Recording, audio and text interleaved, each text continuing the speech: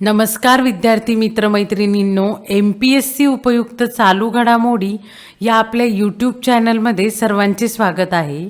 आज आपण बघणार आहोत 21 मे 2023 आणि 22 मे 2023च्या काही महत्त्वाच्या चालू घडामोडी. चला तर मग सुरुवात करूया. Let's start. आजची पहिली बातमी बघूयात. विश्वचषक तिरंदाजी स्पर्धा 2023 बाबतची माहिती. ही स्पर्धा 4 टप्प्यात होणार आहे आणि मग शेवटी याचा एक अंतिम टप्पा होणार आहे. तर पहिल्या टप्प्याची माहिती आपण मागच्या स्लाइडमध्ये बघितलेली आहे. आता आपण बघणार आहोत दुसऱ्या टप्प्याबाबतची माहिती. ही स्पर्धा म्हणजे दुसरा टप्पा शांघाय चीन येथे होत आहे. आता याबद्दलची आपण माहिती बघूयात. मूळचा अमरावतीचा असलेला तिरंदाज प्रथमेश जावकर याने विश्वचषक तिरंदाजी स्पर्धेत पुरुष एकेरीमध्ये सुवर्ण पदक पटकावले आहे. ही कामगिरी प्रथमेशने कंपाऊंड प्रकारात केली आहे.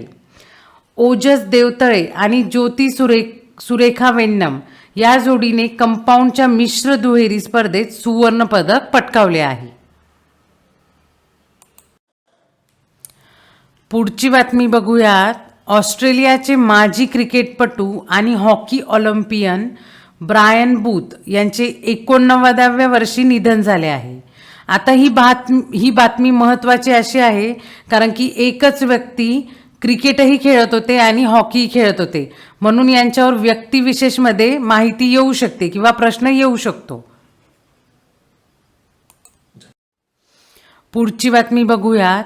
National institute of mental health and neurosciences म्हणजेच निम्हान्सच्या संचालिका प्रतिमा मूर्ती यांच्या अध्यक्षतेखाली इरडायने insurance regulatory and development authority of इंडियाने मानसिक स्वास्थ्य आणि विमा यांच्याशी संबंधित बाबीकरता एक समिती स्थापन केलेली आहे. म्हणजेच जसा आपला आरोग्य विमा असतो तसाच मानसिक स्वास्थ्यासाठी काही विमाच्या शक्यता आहेत का याची तपासणी करण्यासाठी ही समिती आहे. ती म्हणजे प्रतिमा मूर्ती यांच्या अध्यक्षतेखालची. आता बघूयात पुढची बातमी. तेलुगू सिनेमातील ज्येष्ठ अभिनेते शरथ बाबू यांचे निधन झाले आहे. त्यांनी वयाच्या 71व्या वर्षी अखेरचा श्वास घेतला. शरथ बाबू यांचे मूळ नाव सत्यम बाबू दीक्षितलू होते. त्यांनी कन्नड, मल्याळम आणि हिंदी चित्रपटांमध्ये सुद्धा काम केलेले आहे. पुढची बातमी बघूयात. महासागर नौकानयन क्षेत्रात उल्लेखनीय कामगिरी नोंदवत आंतरखंडीय आणि आंतरमहासागरीय प्रवास यशस्वीपणे पूर्ण करून INS व्ही तारिणीमधील नाविक दल मायदेशी परतत आहे. INS व्ही तारिणी 7 महिन्याच्या 17,000 सागरी मैलाच्या खडतर प्रवासानंतर अखेर मायदेशी परतत आहे. नारी शक्तीने म्हणजेच महिला सशक्तीकरण सामर्थ्य दाखवून संपूर्ण मोहिमेत सहभाग घेतलेल्या लेफ्टनंट कमांडर डिलना के आणि लेफ्टनंट कमांडर रूपा ए या 2 महिला अधिकाऱ्यांची कामगिरी विशेष लक्षात घेण्यासारखी आहे. लेफ्टनंट कमांडर डिलना आणि लेफ्टनंट कमांडर रूपा यांनी गोवा ते रिओ डी जेनेरिया केपटाऊन मार्गे आणि पुन्हा परत असा जहाजावरून 188 दिवस प्रभावी प्रवास केला. इतर सहभागींमध्ये captain Atul Sinha, lieutenant commander Ashutosh Sharma, lieutenant Aviral Keshav, commander Nikhil हेडगे, CDR MA Zulfikar, CDR Divya Purohit आणि CDR AC डोक यांचा समावेश आहे. भारतीय नौदल सक्रियपणे सागरी नौकानयनाला चालना देत आहे आणि ही मोहीम जगभरात परिभ्रमण करण्याच्या त्यांच्या मोहिमेचा एक भाग आहे. यात सर्वात महत्त्वाचे म्हणजे यांनी हा प्रवास ज्या जहाजेवरून केला त्या जहाजेचं नाव लक्षात ठेवायचं, ते म्हणजे INS व्ही तारिणी. आणि यात लक्षात ठेवण्यासारखे म्हणजे 2 महिला ज्यांचे नेतृत्व यात लक्षात घेण्यासारखे आहे, त्या म्हणजे लेफ्टनंट कमांडर डिलना के आणि लेफ्टनंट कमांडर रूपा ए. पुढची बातमी बघूयात. पंतप्रधान नरेंद्र मोदी यांनी पापुआ न्यू गयानाला नुकतीच भेट दिली आहे. पापुआना न्यू गयानाला भेट देण्याची भारतीय पंतप्रधानाची ही पहिलीच वेळ आहे. गव्हर्नमेंट हाऊस येथे झालेल्या एका विशेष समारंभात पापुआ न्यू गयानाचे गव्हर्नर जनरल सन्माननीय सर बॉब दादाए यांनी पंतप्रधान नरेंद्र मोदी यांना Grand Companion of the Order of Logohu GCL हा सन्मान दिला.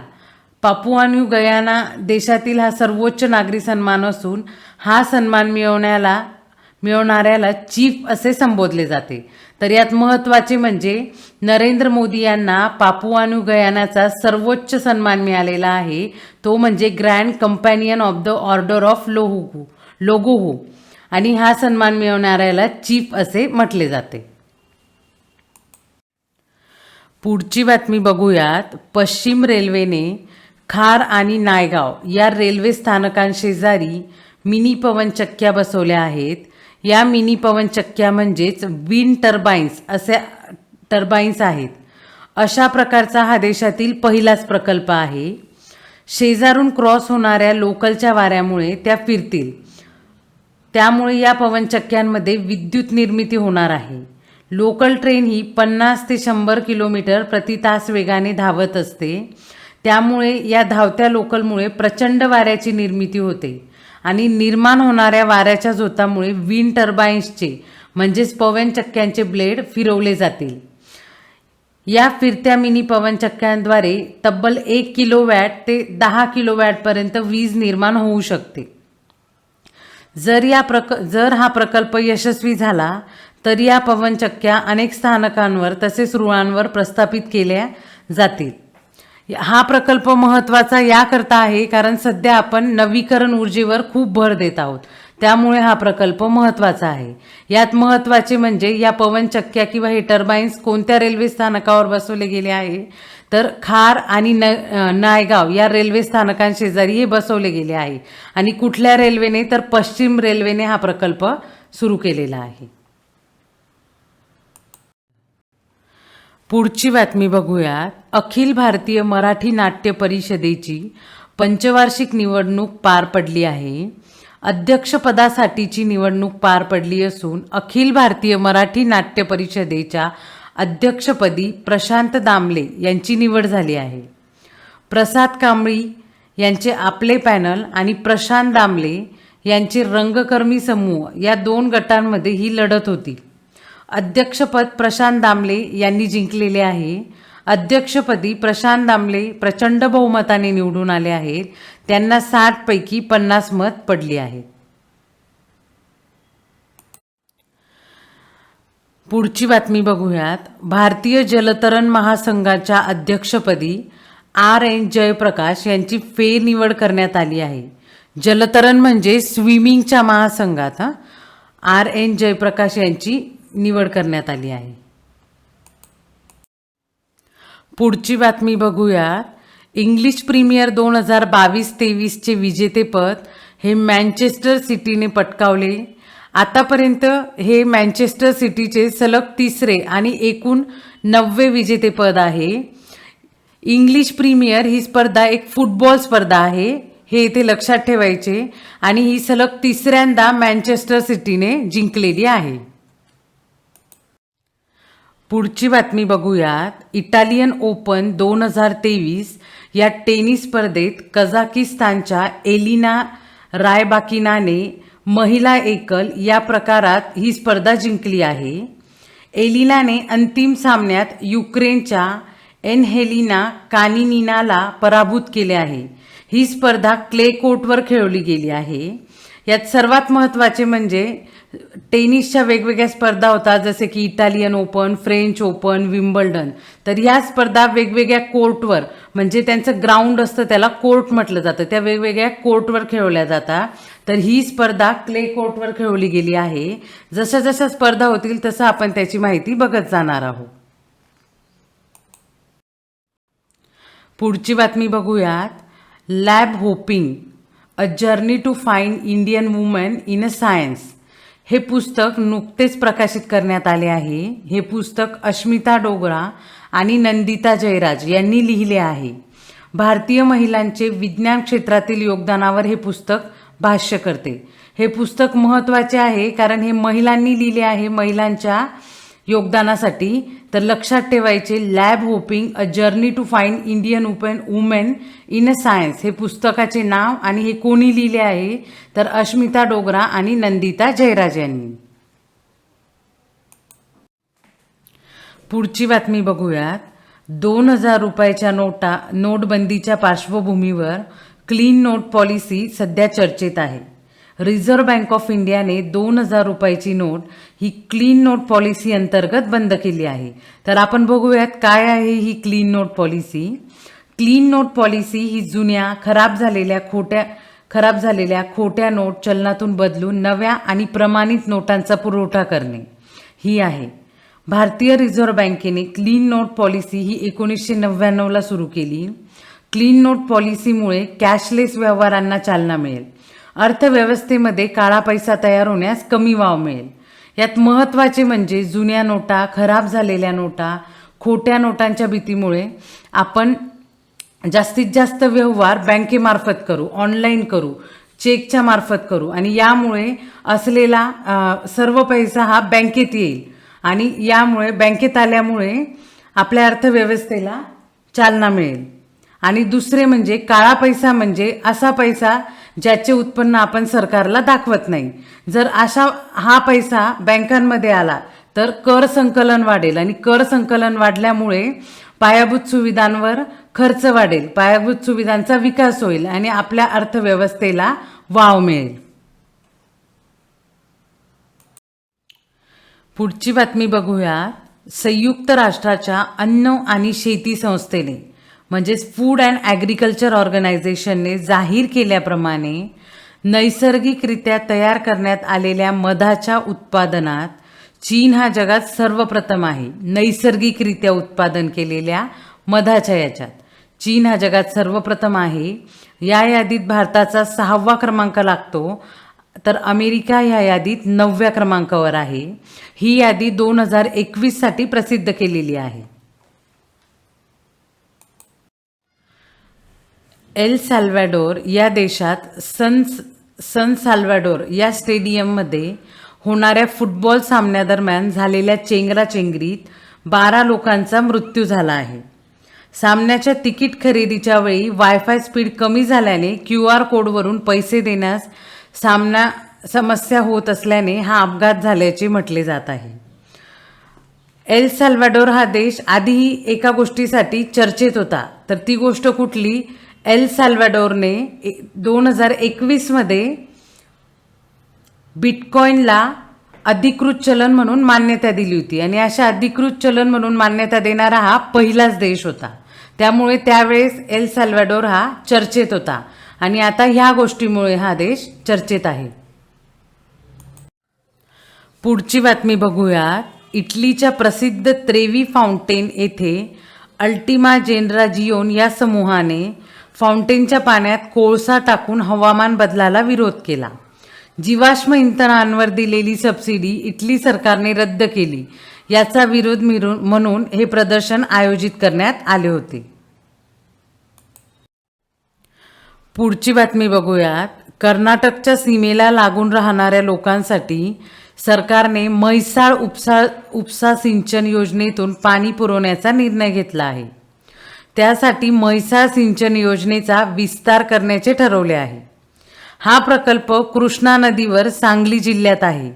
या बातमीचे महत्त्व म्हणजे म्हैसाळ उपसा सिंचन ही योजना किंवा हा प्रकल्प कुठल्या नदीवर आहे तर तो कृष्णा नदीवर आहे आणि सांगली जिल्ह्यात आहे, हे महत्त्वाचे. पुढची बातमी बघूयात. भारत आणि अमेरिका यांच्या दरम्यान असलेला उपक्रम initiative on critical and emerging technology iCET या उपक्रमांतर्गत दोन्ही देश एकमेकांना कृत्रिम बुद्धिमत्ता, क्वांटम कॉम्प्युटिंग, सेमीकंडक्टर्स आणि वायरलेस टेलिकम्युनिकेशन करतात तंत्रज्ञानाची देवाणघेवाण करणार आहे. INDUS-X India United States defence acceleration ecosystem नावाचा कार्यक्रम सुरू करण्यात येणार आहे. या कार्यक्रमाअंतर्गत अमेरिका भारताला जेट इंजिन बनवण्यासाठी टेक्नॉलॉजी हस्तांतरित करणार आहे. ही टेक्नॉलॉजी असणारे फक्त 4 देश आहे: अमेरिका, ब्रिटन, फ्रान्स आणि रशिया. भारत आता 5वा देश झाला आहे. या उपक्रमाअंतर्गत भारत आणि अमेरिका येथील स्टार्टअप्स आणि टेक कंपन्यांमध्ये तांत्रिक सहकार्य होणार आहे. यात महत्त्वाचे म्हणजे इंडस एक्स हा कार्यक्रम काय आहे तर India United States defence acceleration ecosystem. यात अमेरिका भारताला जेट इंजिन बनवण्यासाठीची टेक्नॉलॉजी हस्तांतरित करणार आहे. आणि दुसरे म्हणजे initiative on critical and emerging technology iCET हा उपक्रम काय आहे तर यात दोन्ही देश एकमेकांना तंत्रज्ञानाची देवाणघेवाण करणार आहे.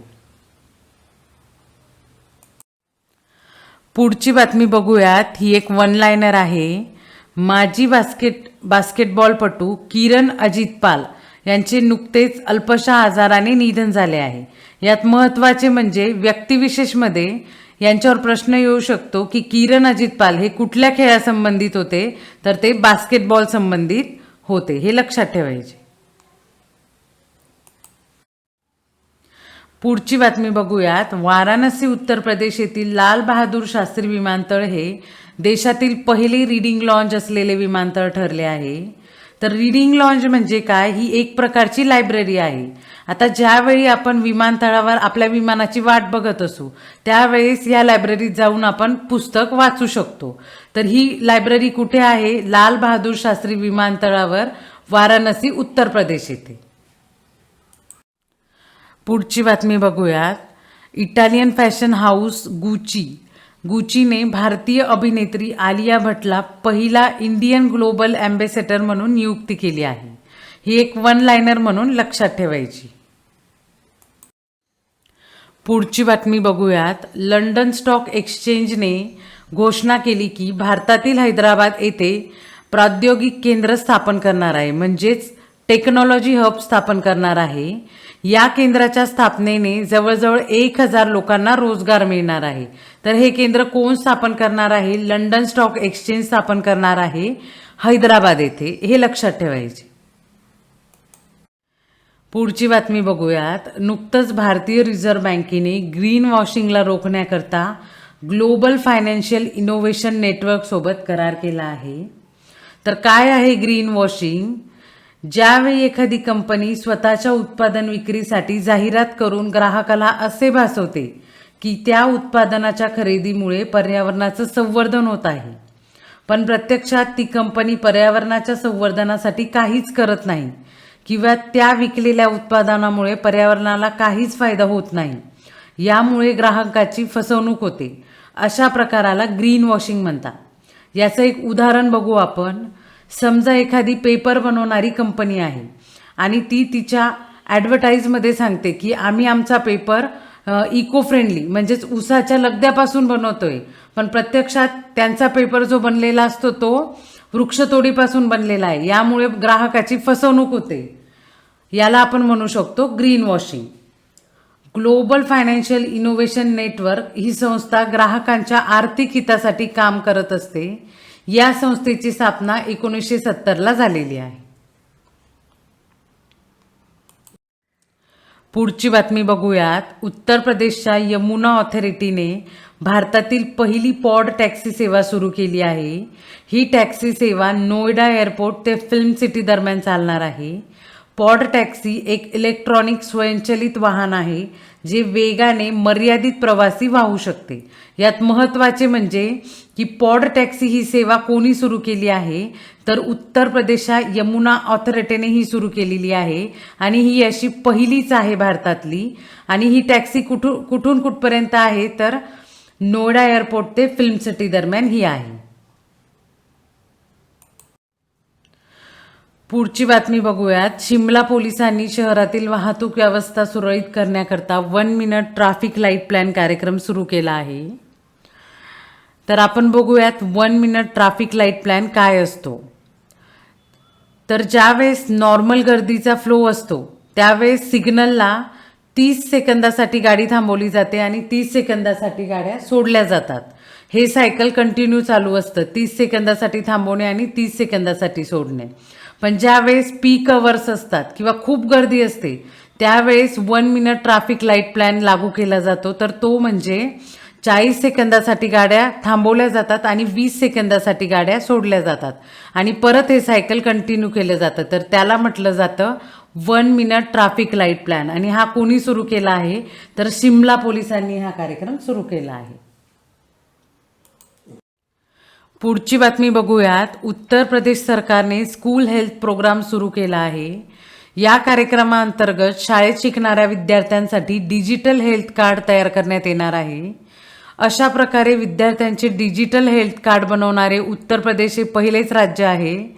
यासोबत विद्यार्थ्यांना 25,000 रुपयाचा आरोग्य विमा सुद्धा मिळणार आहे. तर यात महत्त्वाचे म्हणजे डिजिटल हेल्थ कार्ड देणारे उत्तर प्रदेश हे पहिलेच राज्य आहे. तर मित्रांनो, ह्या होत्या आजच्या काही महत्त्वाच्या चालू घडामोडी. व्हिडिओ आवडल्यास लाईक करा, शेअर करा, सबस्क्राईब करा. थँक्यू.